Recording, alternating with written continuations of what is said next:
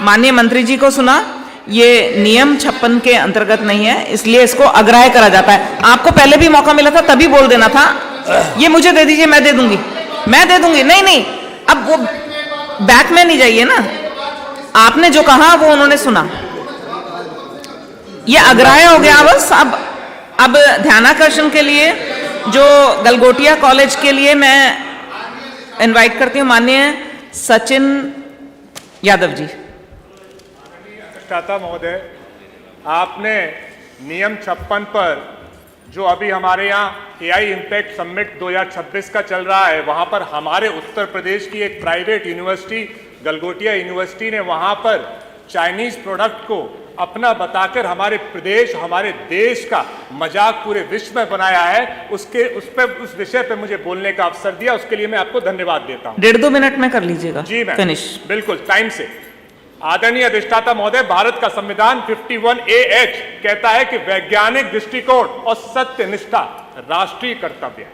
लेकिन जब हमारे प्रदेश की यूनिवर्सिटीज लगातार प्राइवेट यूनिवर्सिटीज के हमारे यहाँ बिल आते हैं और उन प्राइवेट यूनिवर्सिटीज को बढ़ाने का काम किया जाता है, ये कोई पॉलिटिकल मुद्दा नहीं है, ये सदन का मुद्दा है कि इस पूरे प्रदेश की निष्ठा का सवाल है।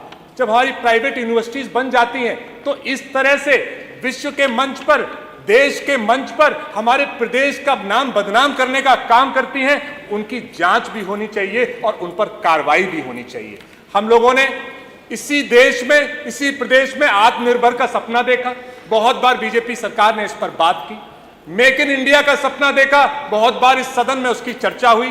स्टार्टअप का सपना देखा, बहुत बार इस सदन में चर्चा हुई।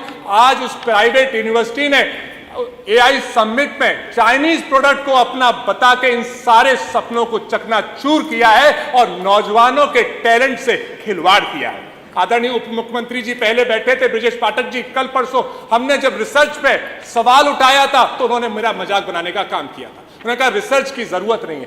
अब जब रिसर्च यूनिवर्सिटीज में होंगी नहीं, या इस तरह की गलगोटिया यूनिवर्सिटी ने जैसे रिसर्च किया है ऐसी रिसर्च करेंगे जहां पे चाइनीज प्रोडक्ट को अपना बताएंगे, तो कैसे हमारा प्रदेश आगे बढ़ेगा। तो आदरणीय अधिष्ठाता महोदय, मैं आपसे, क्योंकि आपने समय बहुत कम दिया है, मैं आपसे यही मांग करता हूं कि बिना वेरिफिकेशन के कि हमारा जब प्रोडक्ट नहीं था तो कैसे एआई समिट में पहुंचा, ये कहीं ना कहीं गवर्नमेंट की भी जिम्मेदारी है कि फोटो शूट कराने के अलावा उनको वेरिफिकेशन करना चाहिए था कि एआई समिट में जो प्रोडक्ट्स पहुंच रहे हैं या जो यूनिवर्सिटीज पहुंच रही हैं, क्या वो सचमुच रिसर्च करके अपने प्रोडक्ट्स बना रही हैं या नहीं, और इसकी जिम्मेदारी तय करनी चाहिए थी। इसलिए आपके माध्यम से मैं सरकार से अनुरोध करूंगा कि क्योंकि मेरे बहुत से दोस्तों का अमेरिका से तक फोन आया कि आपकी मजाक बन रही है, तो मैं आपके माध्यम से सरकार से अनुरोध करूंगा कि इस विषय की गहनता से जांच हो और इस विषय पर कठोर कार्रवाई हो, जिससे आगे कोई भी प्राइवेट यूनिवर्सिटी ऐसा कदम ना उठा पाए। बहुत बहुत धन्यवाद। माननीय तेज प्रताप जी बोलेंगे क्या?